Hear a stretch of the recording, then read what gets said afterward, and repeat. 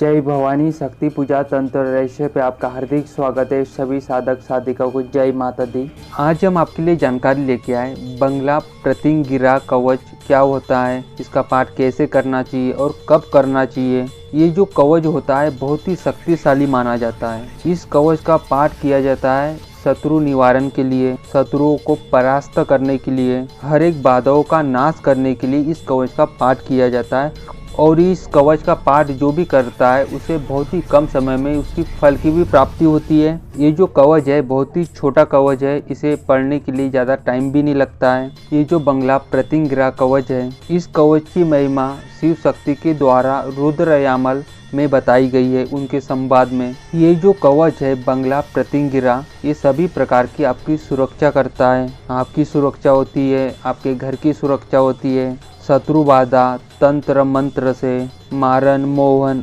उच्चाटन, स्तंभन, वशीकरण, घात, चौकी, मारन क्रिया की हो आपके ऊपर किसी ने, मुठ करनी, ये समस्त प्रकार के जो भी तंत्र से संबंधित अगर आपके जीवन में प्रॉब्लम है तो ये कवच आपके लिए बहुत ही श्रेष्ठ माना जाता है। जो भी मनुष्य, जो भी साधक साधिका इसका विधि विधान के अनुसार इसका पाठ करता है माँ बंगला मुखी के सामने, समस्त प्रकार की जो क्रिया से आप परेशान रहते वो संपूर्ण क्रिया नष्ट हो जाती है, आपके शत्रु परास्त हो जाते हैं। इस कवच का क्या विधि विधान होता है, कब करना चाहिए, इसकी संपूर्ण जानकारी आपको इस वीडियो में प्राप्त होगी। आप हमारे वीडियो को पहली बार वॉच कर रहे हो, आप हमारे चैनल पे नए हो, तो ऐसी ही रहस्यमय जानकारी के लिए, सनातन धर्म से संबंधित संपूर्ण जानकारी प्राप्त करने के लिए आप हमारे चैनल को सब्सक्राइब करके बेल आइकन को प्रेस कीजिए, ताकि ऐसी रहस्यमय वीडियो की नोटिफिकेशन आपको समय समय पे प्राप्त हो सके। वीडियो पसंद आती तो लाइक कीजिए, शेयर कीजिए। बंगला प्रतिंगिरा, ये जो कवच है बहुत ही शक्तिशाली माना जाता है।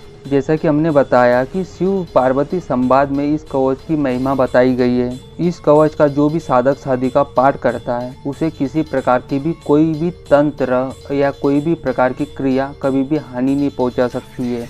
जो भी उनके शत्रु रहते वो परास्त हो जाते हैं। हर प्रकार की जो आपके जीवन में बाधा आती है या आपके कार्यों में जो रुकावटें आती है या ग्रह से संबंधित जो नवग्रह रहते उससे संबंधित आपके जीवन में कोई अशुभ फल की प्राप्ति हो रही हो, उस अशुभ फल को भी आप नष्ट कर सकते हो इस कवच का पाठ करके। कहने का भाव कि समस्त प्रकार की जो भी ग्रह से संबंधित या शत्रु से संबंधित या विघ्न बाधाओं से संबंधित, तंत्र मंत्र से संबंधित जो भी प्रॉब्लम है, सभी प्रकार का जो प्रॉब्लम का जो सलूशन है ये कवच है। इस कवच की महिमा में कहा गया है कि जो भी इस कवच का पाठ या इसकी सिद्धि प्राप्त हो जाती है वो वायु को भी स्थिर कर सकता है। ऐसा सतयुग के समय में हुआ करता था, लेकिन अभी के समय में कलयुग चल रहा है तो वायु को तो स्थिर करना संभव नहीं है, क्योंकि इसके लिए बहुत अधिक तप करना पड़ता है, इसकी पूर्ण सिद्धि प्राप्त करनी पड़ती है।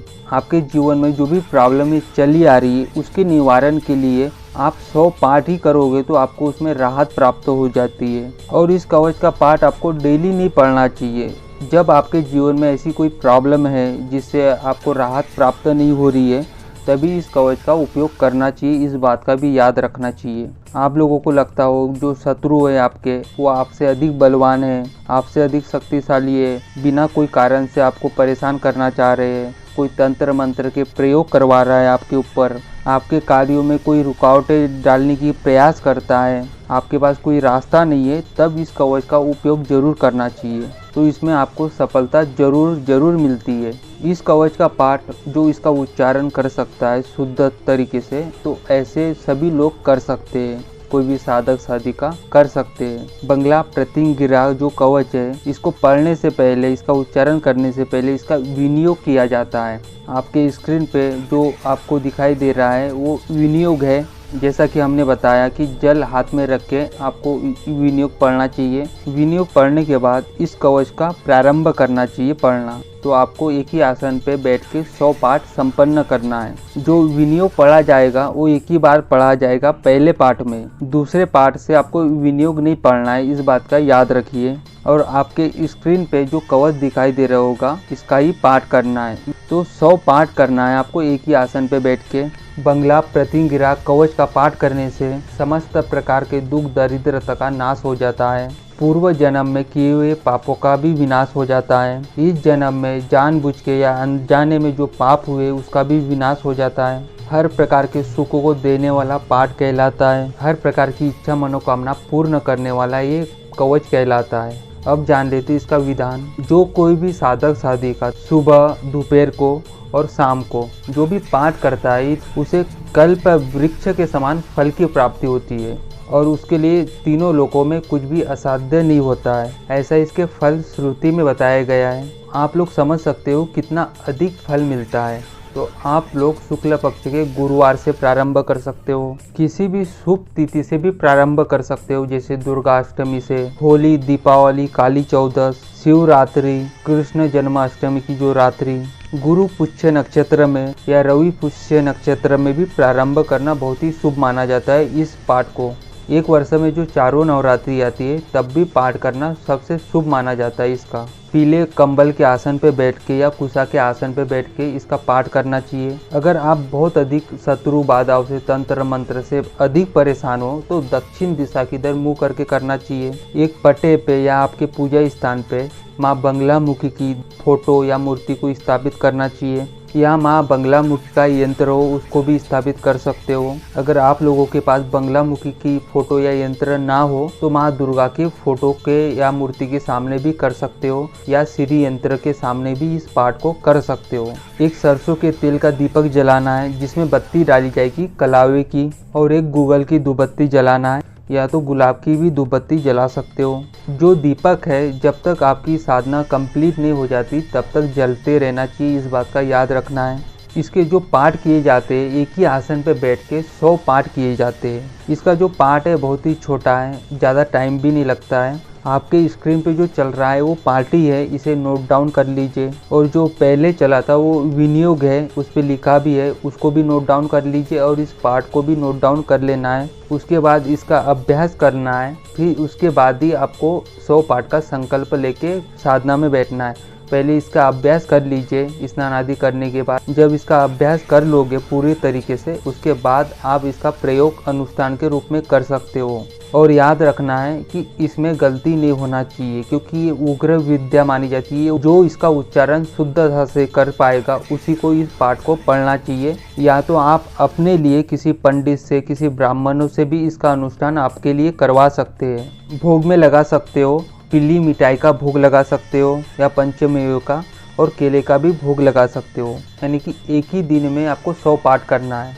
5 दिनों तक 500 पाठ भी कर सकते हो। जो 500 पाठ कर लेता है उन्हें सफलता मिलना तय होती है। एक दिन में 100 पाठ करना है। जैसा कि हमने बताया तीनों संध्याओं में पढ़ना चाहिए। अगर आप लोग तीनों संध्याओं में नहीं पढ़ सकते हो तो किसी एक टाइम या 2 टाइम भी पढ़ सकते हो। चाहो तो ऐसा भी कर सकते हो, तीनों संध्याओं में पढ़ लीजिए एक दिन में, और दूसरे दिन 2 संध्याओं में पढ़ लीजिए, तो 500 पाठ कंप्लीट हो जाएंगे 2 दिन में ही।